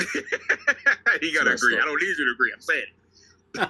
No, but, so technically, Reloaded and Revolutions was in the same numeric year 2003. Yep. Mm-hmm. But another movie did it 6 months apart. Another trilogy, another great trilogy. Back to the Future. Back to the Future 2 and 3. Hell yeah. So, but end of the year and the beginning of spring. November and May doesn't seem like that close. It was. Yeah, it doesn't. You're right. But it was. But and I don't know if you remember seeing this. I mean, I saw Back to the Future, second one, in the theater. I bet you did. I remember when Randy. I know what you're about to say. When the movie ends, they actually had snippets and scenes of the next movie. That's dope. That was dope, though. Yeah. And we knew it was going to be a Western. Yeah, I remember that. Captain America, the First Avenger, did that shit, too. And that was like a whole, 10 months apart. Ooh. Yeah, with the Avengers, yep. Yep. Yeah, they showed a lot of footage from that, yeah. Eric, you good? What are you talking about? You got a strobe light kicking off over there? No, it's like this stupid touch light as soon as I move my hand. Who got an email? Lee Daniels is directing a movie called The Deliverance. Who cares? For Netflix. Moving on up. I don't know what's... Okay, here we go. The weekend of August the 23rd, Rocket's most anticipated movie of 2024, let alone August, The Crow. Yep. I'm intrigued and interested. I know we gonna watch it. Oh yeah, for sure. Even if it's trash, we all four. Nick is here in spirit. We gonna watch it. I think it's gonna do well. I'm not saying it's gonna be great. Think so? It's gonna do okay. It's gonna do okay because you got people who have probably never seen the original. Check this out. I think it tops out at 25 million. I can see that. But I think people that have never seen the original are going to see this one, and I feel like people who have seen the original that are already trashing this movie are going to see it. Yeah. It's like the It's like the Yankees, the Celtics, the Patriots. Trash. People who are fans cheer for them. People who hate them watch them to see them lose. So they're always being watched. I feel like the fans of the original are going to watch this so they could just bash it, which I think, what? Yeah. This is a different view of this. Like, I'm intrigued. Like, You think the the Crow first one got is that my much favorite movie of cachet? all time. The first one is my favorite of all time with Brandon Lee. But this one, I'm intrigued to see it, just to see how different it is. And like I said, I got the graphic novel, which I am going to read prior to this movie coming out to see how close this one is to the graphic novel. Because from what I hear, the original swayed away from the graphic novel. So I want to see what the two takes. And like anything else, okay, it's a remake. If it's great, we have two great Crow movies. If it's bad, we still have the first one. It's not great. I mean, it's just, I just made a discovery. What's that? The internet works. Okay, I just made 2 discoveries. On Peacock, that same weekend, John Woo is remaking his own movie. John Woo directed a remake of The Killer for Peacock. Oh, really? Where'd this come from? Wikipedia. This could be fake as fuck. You said Wikipedia. Oh my God. Nathalie Emmanuel, Omar Sy, Diana Silver, Sam Worthington in a remake of The Killer on Peacock. They haven't even started rolling out the fucking marketing for this shit. That is interesting. That's streaming for you. Yeah. Also, that weekend, we got the Zoe Kravitz directed Blink Twice with Channing Tatum, Naomi Aki, Christian Slater. This looks like some like Jordan Peele copycat shit. Yeah. Yep, it does. I'm interested though. Yeah, we'll see. Like, I'll be honest with you, before I saw Zoe Kravitz, directing it, if you didn't tell me nothing else, I would have thought it was a Jordan Peele's new movie. That's what I would have thought of. Nah, it didn't look that good. It looked interesting. No, it looks interesting, but it doesn't look like as good as Jordan Peele, bro. Come on. Now, what you got, Eric? We missed something, and for good reason. I just remembered something. We missed something. You're that guy this episode. We missed something. No. That's the Royale still speaking to you. Oh, that shit is speaking loud today. Going back to trailers, you asked about some trailers. I think this one trailer came out. I thought it was a fake or a fan-made trailer. When did I ask about some trailers? At the very top, okay. The very, very top. Before all the hubbub. Right. Yep. Go off. So, Hellboy the Crooked Man. Does that have a date? That trailer did drop. Well, speak on that shit right quick. I don't like date. This. It's tiptoeing along the lines of some shit that I don't know if I want to watch. But the Hellboy look, he looks like a David Harbour, Ron Perlman hybrid. Yeah. A little long in the face, but the makeup is very clean. Yeah, but it overall, it's like. You didn't see the trailer, Rocket? No, not yet. Oh, yeah, after. Okay. You think Eric? You think it looks bad? I think it looks. I don't know. I can't say it looks different. Really different. That's what I'm saying. Like the makeup skews. The Hellboy look skews a little more Ron Perlman. But dude, I think I'm gonna get the wrong director. The movie itself skews a little toward the Neil Jordan. Yeah, so that's the second. That's the Harbor one. Yeah. Uh-huh. Was it Neil Jordan? Did I get it right? Did the Crown allow me to get it right? Is it Neil? Yeah, I think it's Neil Jordan. Yes. I think it is. No, it isn't Martin. Nope, it's not Neil Jordan. Hold on. It's some Marshall, ain't it? Hold on. Neil Marshall. I got the Neil. That's a half a point. Neil Marshall. Motherfucker.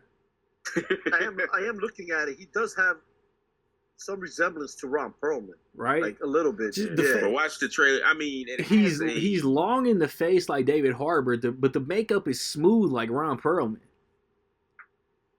It has a director. Yeah. Who hasn't done anything in over 10 years, but he's done some things. I don't want to be that normie that just says, man, give Guillermo a bag and give Ron Perlman a bag and just let him finish the trilogy. But they're done with it. I think Ron Perlman would come back in a heartbeat, but I don't think Guillermo del Toro cares. No.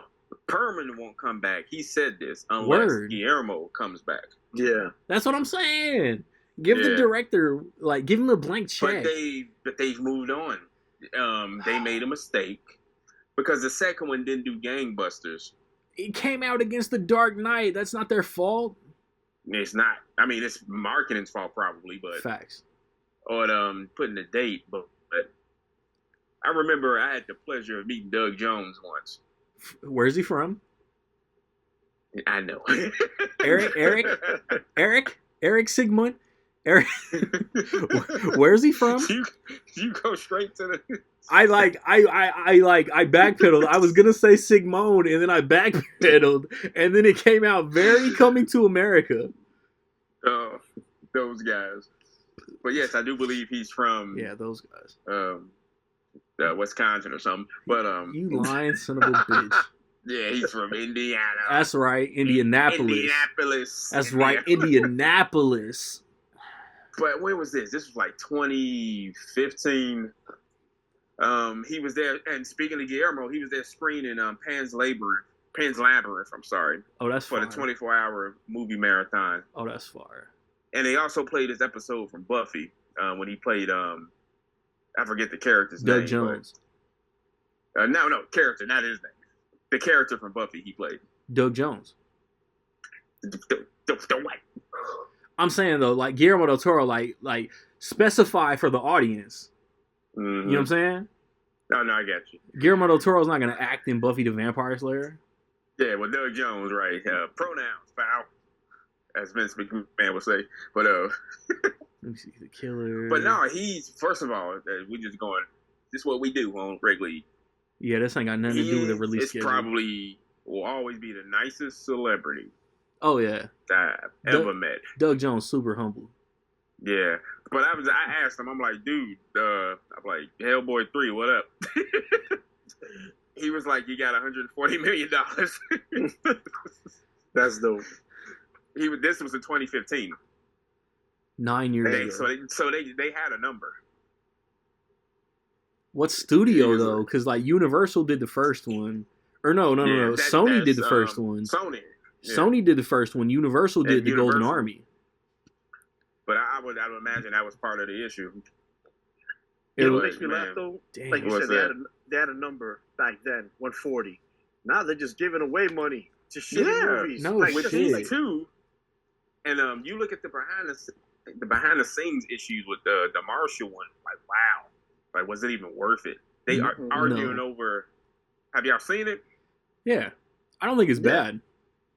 Yeah, and it's the arguments but look up the behind the scene drama with that one. But anyway, Hellboy the Crooked Man is. Yeah. I'm intrigued to see what they're gonna do with it. Yeah, they brought the director of the Crank movies out of retirement. Really? Yeah, Brian Taylor.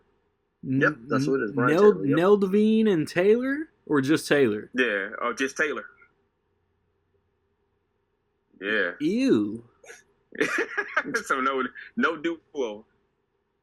So this is I told my man Jake, who's been on quite a bit of episodes. He loves Hellboy. I told him, I said, bro, it's gonna come out. It's gonna top out at 23 million. There's going to be that group of motherfuckers who don't like the new Hellboy, and then they're going to reboot it again in 2029. Yeah. But I don't know. It's also the weekend of August the 23rd, because that's when Blink Twice and The Crow comes out to get us right back on track. Strange Darling looks like a very interesting, what's that? Oh, fuck. What's the Dustin Hoffman movie that come out way back that got remade with Kate Bosworth and James Marsden? Yeah, it's Straw Dogs. Straw Dogs. Strange Darling kind of looks similar. Mm-hmm. It's got Willa Fitzgerald in it, who was in season 1 of Reacher, who was in the Scream TV show. I like her as an actress, and Kyle Gallner is just like he's in all these like weird random horror movies. Yeah. And this looks like it's in that lane, right? Like my theater won't get this, but I'm interested. Yes. I don't know. We'll see. We will shall see. August the 30th. We're done with August before we take this break. I thought we took one. We that wasn't planned, sir. You ain't never had like a fight in the classroom and you gotta like interrupt the lesson to break that shit up, and then you gotta like reconvene and like reset and shit. That's kind of what we did. Ass.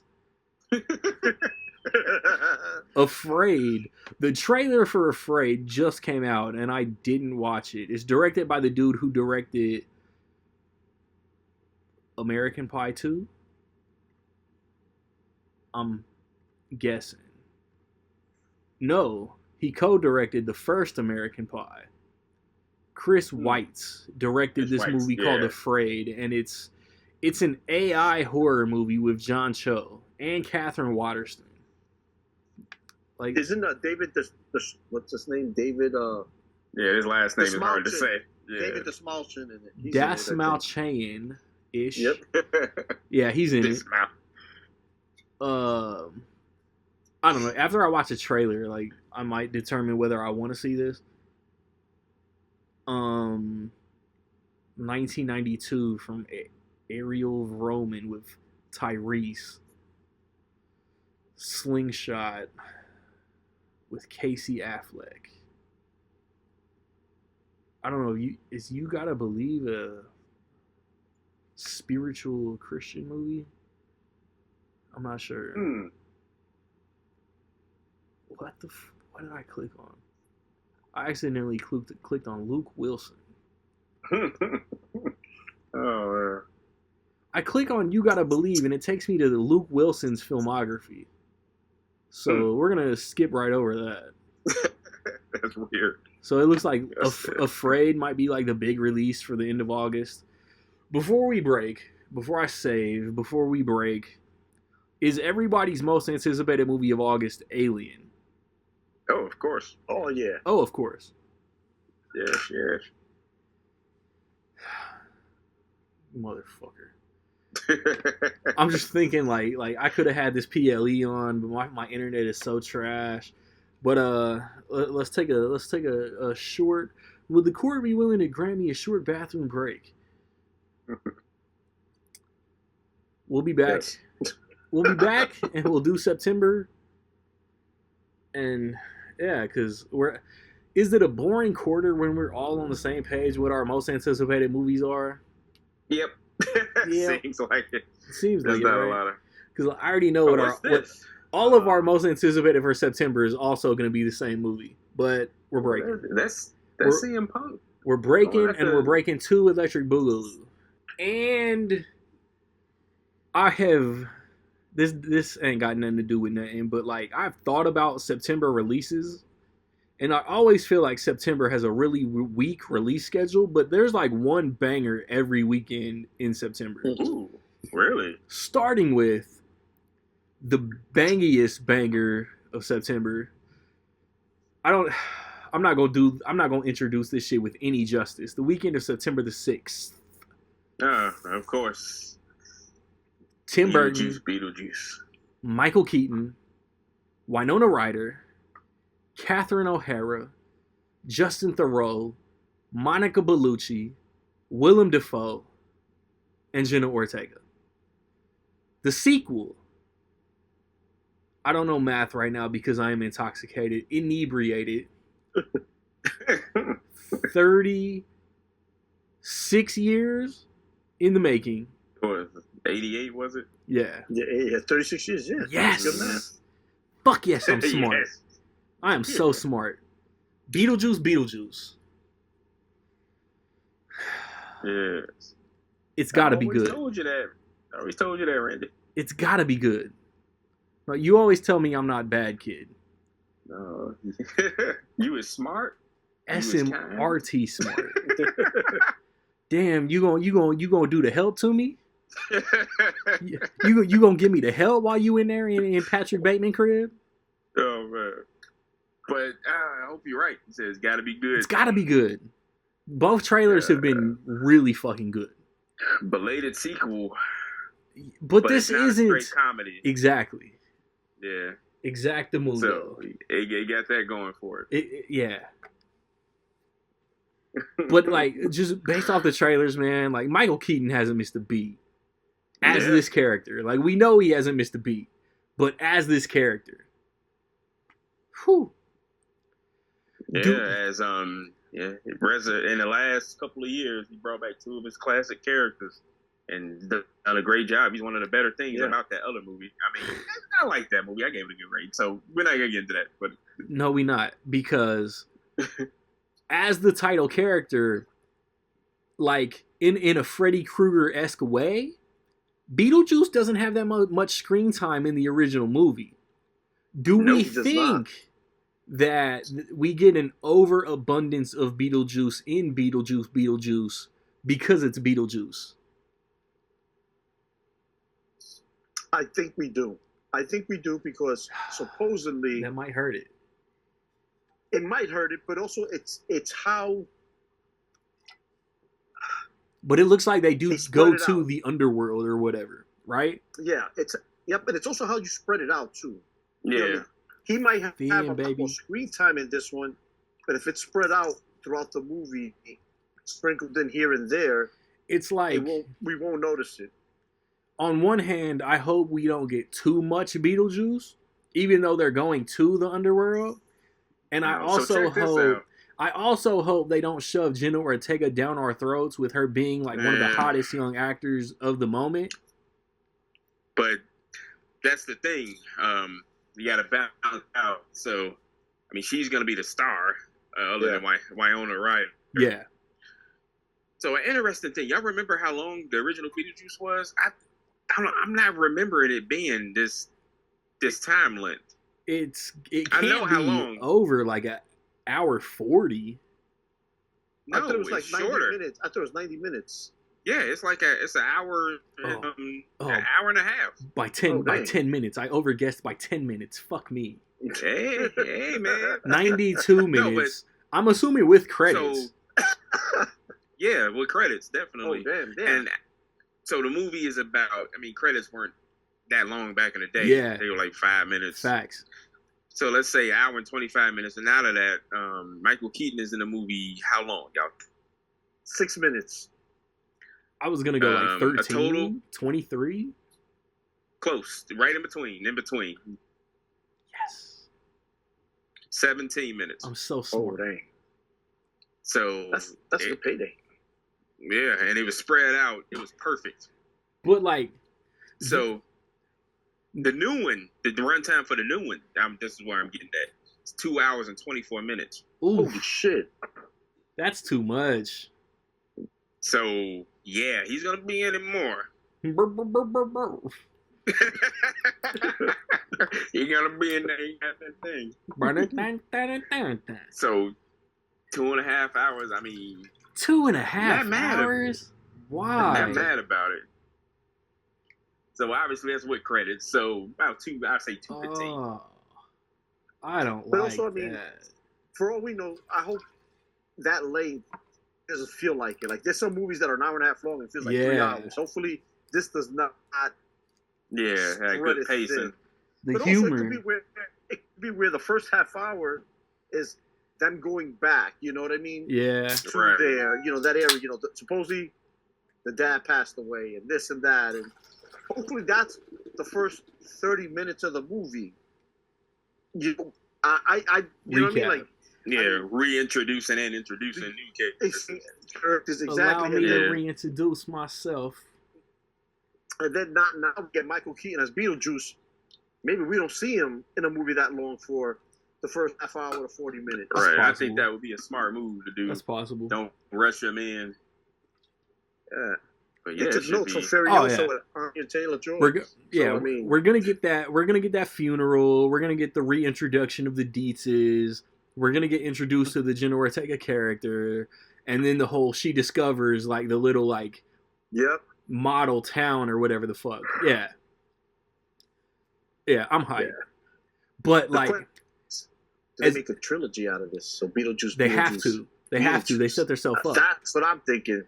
But like this, a Beetlejuice sequel is kind of like a Ghostbusters 3. Like it was in development hell for however the fuck long, right? Yeah. To the point that like I think Kevin Smith might have been rumored to do it, but there was also like that Beetlejuice goes to Hawaii thing. I want the Hawaii reference in this movie, just the way the Beverly Hills Cop 3. Funny. Yes. I need that. I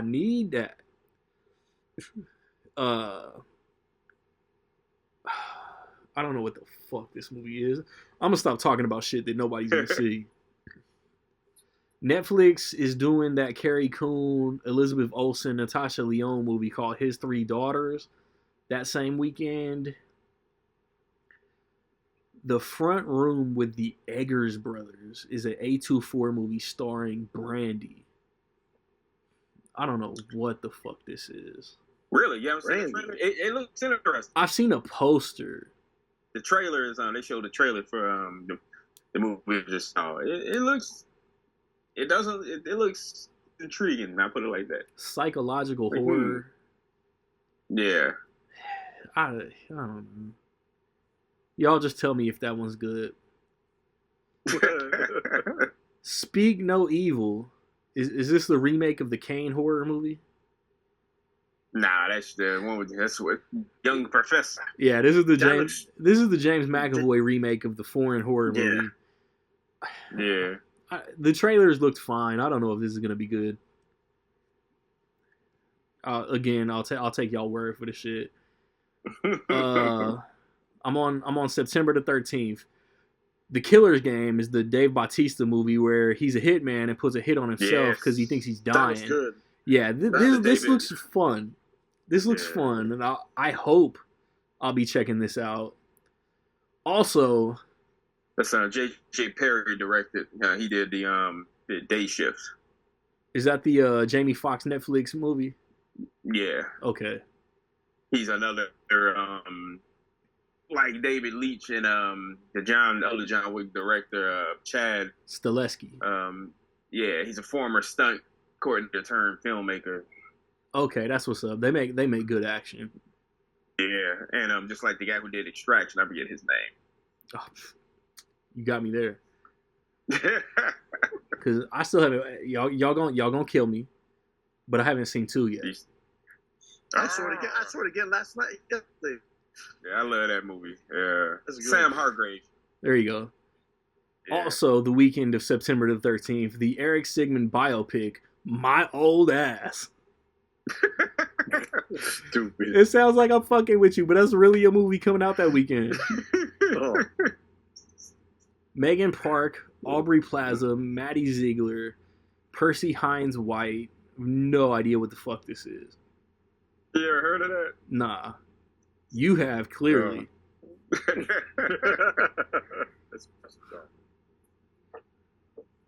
September the 20th looked like it got some heat.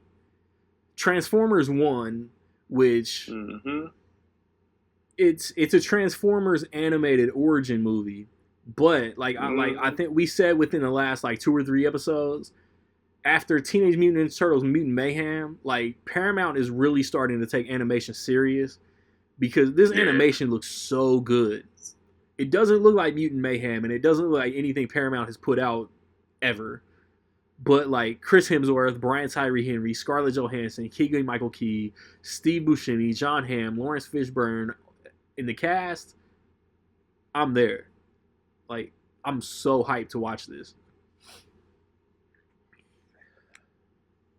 Yeah. The story is just the story seemed fun too. Megatron and Optimus Prime and Megatron before they were Optimus Prime and Megatron. right. Yeah. It's like they had to earn those names. I like that kind of spindle too. It's like it's how it all basically all started for them. I'm pretty sure the whole movie's gonna take place on Cybertron, and it's like Cybertron. what led them to become the legendary characters that they are. Yeah, an actual Transformer movie taking place on Cybertron. Right? Who would have thought? It's like, shout out to Bumblebee. At least we got like 30 seconds on Cybertron. And then also that weekend we got Wolves, directed by John Watts, who did Cop Car as well as the Tom Holland Spider-Man trilogy. But it's like George Clooney and Brad Pitt reteaming, and they're hitmen. I loved this trailer. Mm-hmm. Yeah, this trailer looks good. Fun. Right? Yeah, September is a pretty good month. Sneaky bangers, right? Yeah. Hopefully. I don't know what this... Fucking A24 coming out with all these movies I've never heard of. Hitman starring... What is it? It's called A Different Man starring Sebastian Stan. Just ignore that I said Hitman. It says Michael Shannon is himself. What is this? The last time Sebastian Stan led a movie, it was on Hulu, and he was like eating people. All right. Nah, bro. Like, y'all gonna make me look that shit up. That was. It was called Fresh. It was called Fresh. Hey, that shit was good. It was like weird, but it was good. Are we on September 27th now? Wait a minute. September 27th, DreamWorks' next animated release, The Wild Robot. That's amazing. Does it kind of has Iron Giant vibes? Maybe just because it's a robot and it's animated. But Lupita Nyong'o is voicing the main character, and like it's DreamWorks. And if you know me personally, you know I just sat all year watching every DreamWorks animated release. This has potential to be up there. These trailers are like really fucking like touching and emotional and shit. Like they're selling this. I mean, that cast, you got Mark Hamill, Ving Rhames, Stephanie Sue, Catherine O'Hara's in this, Pedro Pascal. I mean, I know they're voting, but man, and it's based off the bestseller book.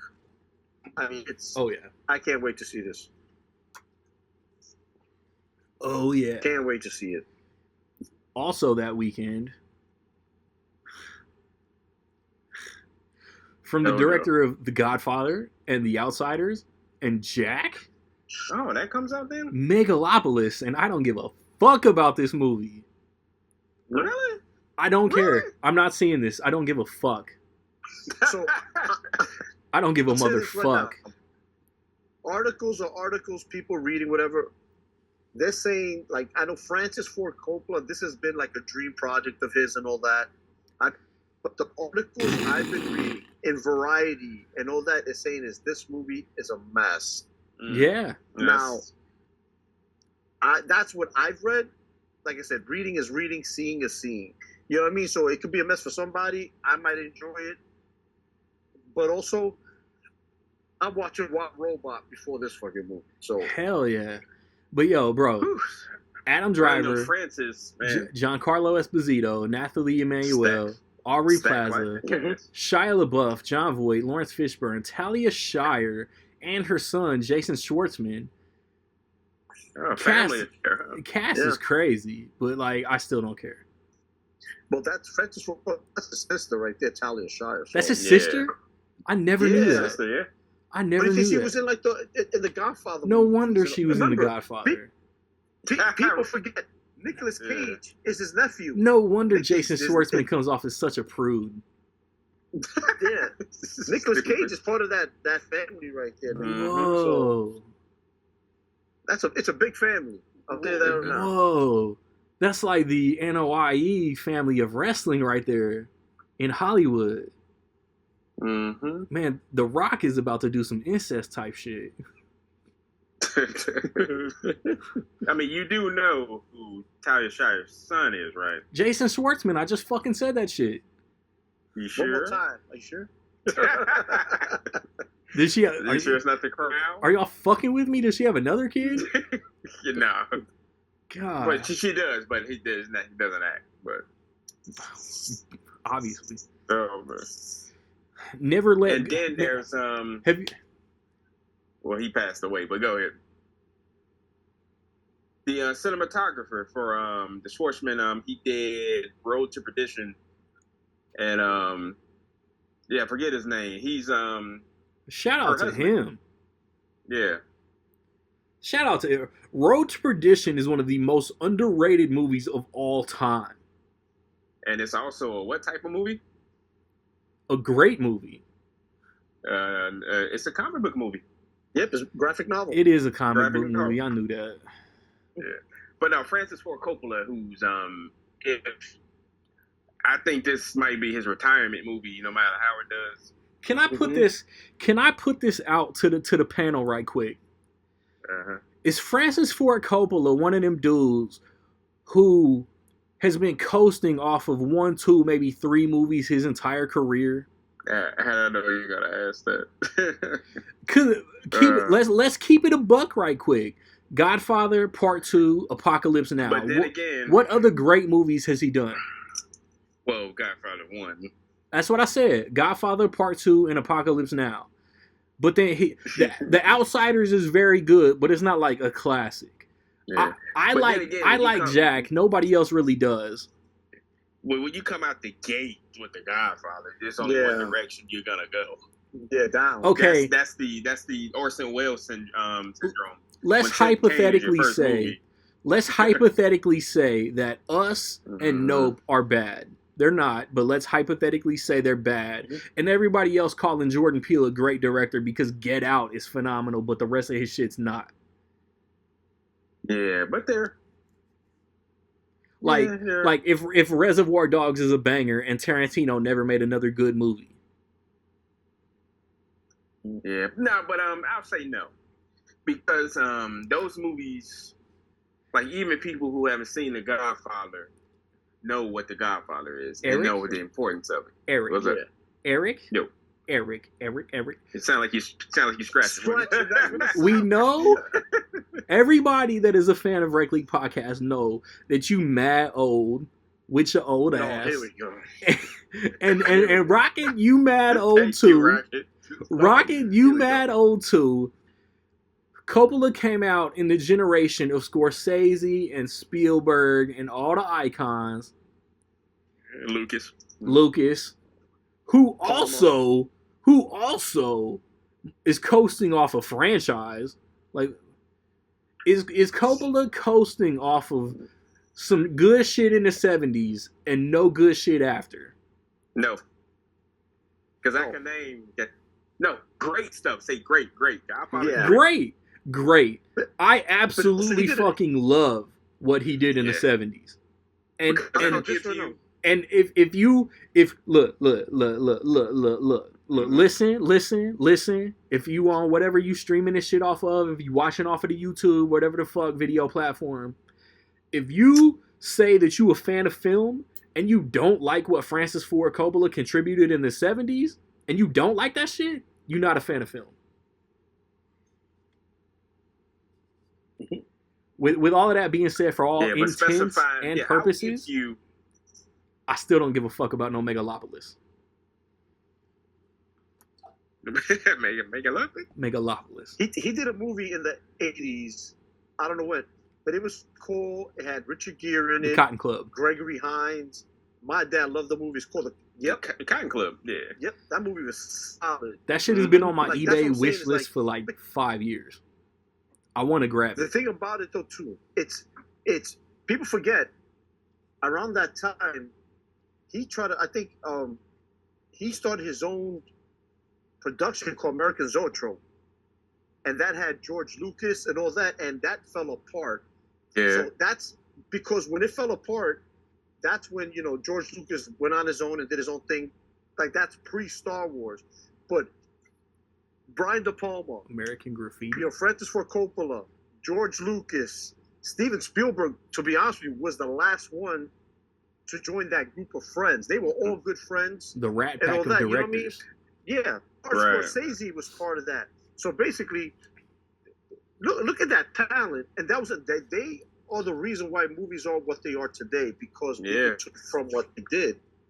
And they were the new, fresh group of directors, young directors, that were willing to be able to do what they wanted to do with their movies and stories. The dream team of directors.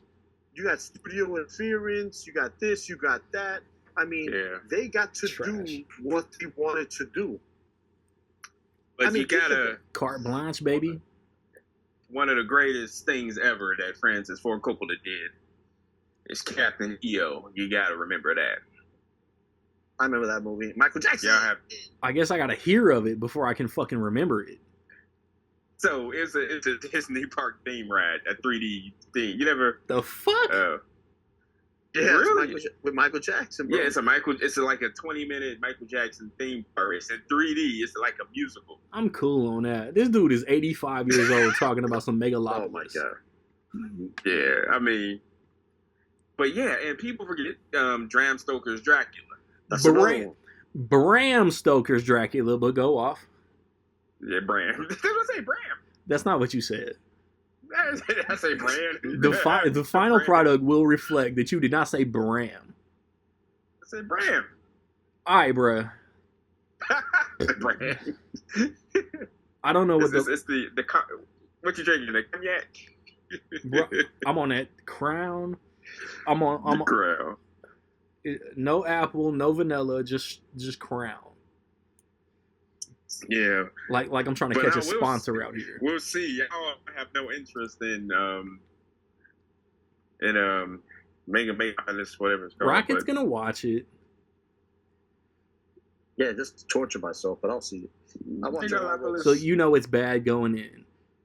Alexandra Aja, I know I mispronounced that. That's 1,000 apologies. He directed the Halle Berry-led Never Let Go. Comes out that same weekend, the end of September. I love me some Halle Berry, like every straight male does, but I don't know if I'm gonna watch this. No, I don't know what the line is. Abrupto. The last movie that come out in September of 2024 is the Rocket biopic directed by Simon West called Old Guy. How the fuck y'all both got biopics coming out in the same month? So you're on a roll, ain't you? Old Guy is starring Christoph Waltz, Lucy Liu, and it's directed by Simon West. Like it could. Simon West. Wow. He directed Con Air. Like it could be solid. Yeah. He-Man. It could be solid.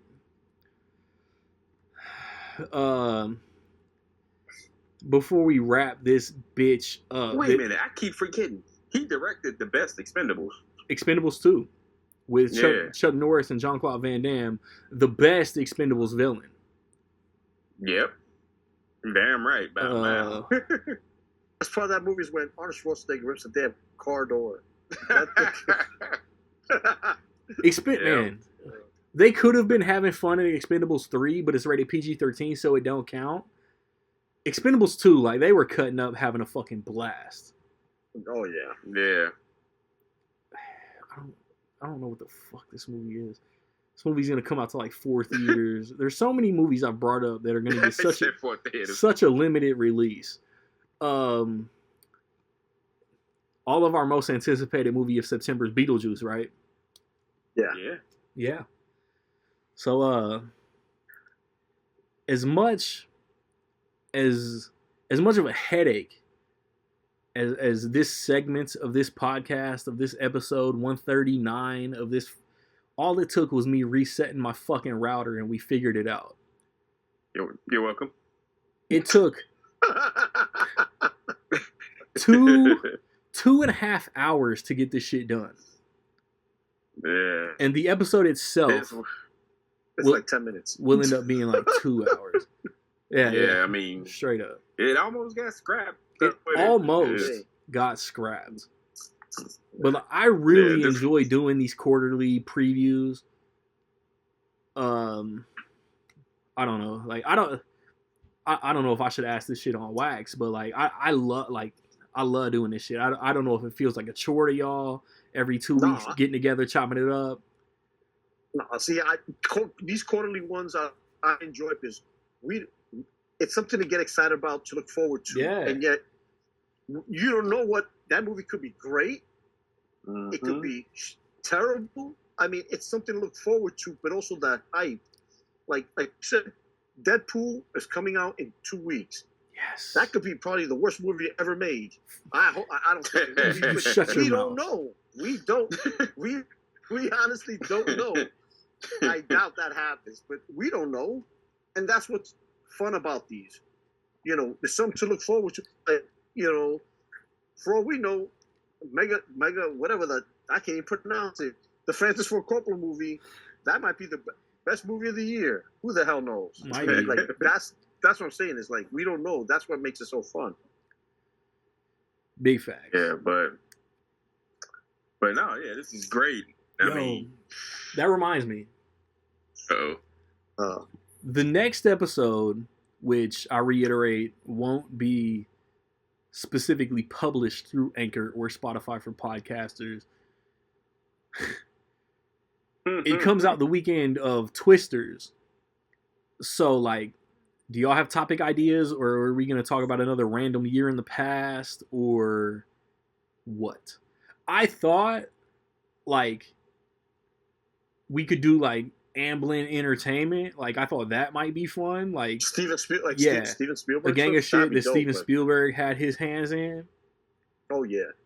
There's plenty to choose from. Right? Like Men in Black, Jurassic Park, anything Spielberg has done. The Fablemans. Fablemans was so fire. Ready Player One. But like, or he also did that series, Amazing Stories. I remember that. Oh yeah, sure. With your old ass. Sorry you couldn't be there. Yeah, you gotta be there, bro. Or it's like we could do natural disaster movies. I mean, still got to cover 99, and we did 90. We did 99 way back. Yeah. I mean, heck, you could go. It'll be one big episode, but we got to tackle the comedies of the 2000s. Ooh, that'd be good. That'd be a good one. The comedies of the whole 2000s. I mean, we pick a range because I think that's the golden. We all agree probably the golden era of comedy. I mean, bruh, like most of my favorite comedies of all times came out from 2000 to 2009. I mean, 2009 alone, just the on 2000, yeah, you can 2008 version, 2008 alone, but go off. Yeah, I mean, it's just look into that. Is that 2009? It's also Comic-Con weekend, and it's also the start of season 7. Like, viewers, listeners, like most podcasts be talking about, do you guys have an off season? Movies don't take a break, so Rec League Podcast doesn't have an off season. Yes, it's like just WWE. Facts. It's just I started this podcast Comic-Con weekend, so Comic-Con weekend always starts a new season. So as much of a fucking headache as this particular episode was, this is the last episode of season 6. Season fucking 6. I never stick with shit this long. I like this podcast is my fucking baby. Yeah. And let's say something. I want to say something about that. Talk your shit. Because everybody, celebrities, 2020 COVID year did something. Everybody was miserable. Everybody got bored. And everybody started a podcast. Everybody doing podcasts. So I got to give something to Randy. He was doing this before it was popular. Everybody got a podcast now. And, these celebrities breathe on a microphone. They get 10,000 sponsors. Fuck your sponsors. We do this because we love it. For the love of the game, baby. Yeah. Kevin Costner, Sam Raimi. Right. Because there's some terrible celebrity podcasts out there. That's a fact. Oh, yeah. And Macho they be getting Man, Sean Payborn. Oh, yeah. But I just wanted to say that. But how much time we got? Honestly, 29 minutes. Yeah, but I just want to say one thing to you, Randy, about the podcast. We still on wax. The thing is, be professional. The thing is, I ain't been a professional for 6 years. You got ability, Randy. But as painful as it may be, elaborate. Ability don't last. And your days are just about over. My ability lasts as long as the fuck I want it to. And that's a hard fact of life, Randy. But that's one your ass gonna have to get realistic about. You see, people in this business thought they ass would age like wine. I do. If you mean in terms of vinegar. Hey, Eric. Hey, bruh. I'm 38 years old. You ain't gonna tell me I look 38 years old, bro. I look 28 years old, man. I age like fine wine in this bitch. But I'll tell you this, Randy. Podcasters don't have an old timers day. You came close, but you never made it. And if you were gonna make it, you would have made it before now. Now you starting to get personal, like, cause I'm not making no money off of this shit. Randy still don't know what I'm doing. You quoting something, and I just don't know what it is. The night of the fight, you're gonna feel a slight sting. You spitting? That's pride messing with you. It's like, forget pride. Pride only hurts. You can say fuck it never pride. Helps. I ain't never had no pride. You fight through that. None of y'all get this speech. No. Where's that from? See, Rocket don't even know. I'm substituting words. Like, night of the fight, you're going to feel a slight sting. That's pride. Fuck with you. Fuck pride. I knew it was curse words. It never helps. I ain't never censored this podcast, so you ain't got to censor no movie quotes. So it's Pulp Fiction when Marcellus was talking to Butch. I knew that. Oh, man. This is my favorite speech of all time. I knew that. And he's sitting there right before he gave him the money. And he talk about the fight. And like in the 6th round, your ass go down. Me and you. There is no me and you. Yeah. Well, in other news, Forrest Gump turned 30 today. Yeah, it did.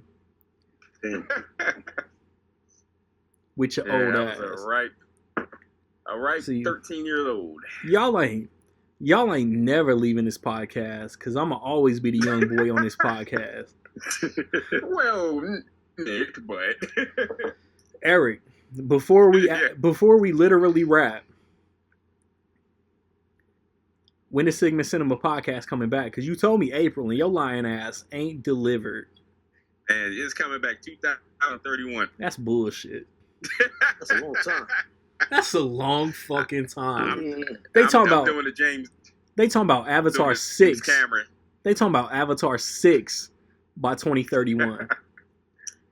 It will be back. I'm not gonna put any more dates on it. All right, because we still on wax. But having so much fun here. We still on wax. I don't need a home podcast.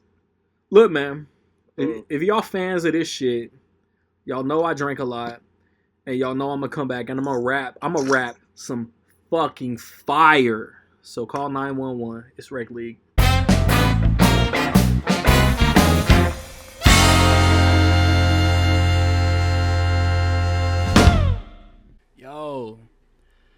Yo, the thing is, Randy's still fighting even if he's getting clobbered. So salute me as if I was Steve Rogers. All this potential that you wasting, every single fucking game got playoff implication.